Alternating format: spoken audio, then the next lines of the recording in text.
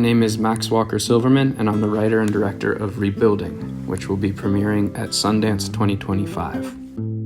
Rebuilding is the story of a rancher who loses everything in a wildfire. He winds up in a strange new community in a FEMA camp, and with the help of his daughter, has to reconstruct a sense of who he is and how they all might be able to move forward together. It stars Josh O'Connor, and it's my attempt to imagine a beautiful future in our uncertain, warming world.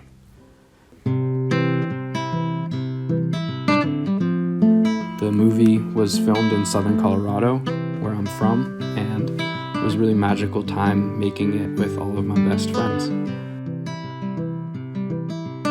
I'm really grateful to everyone who helped this movie come together all over the world, and hope that you enjoy the film. Quite the sky. It's quite the sky.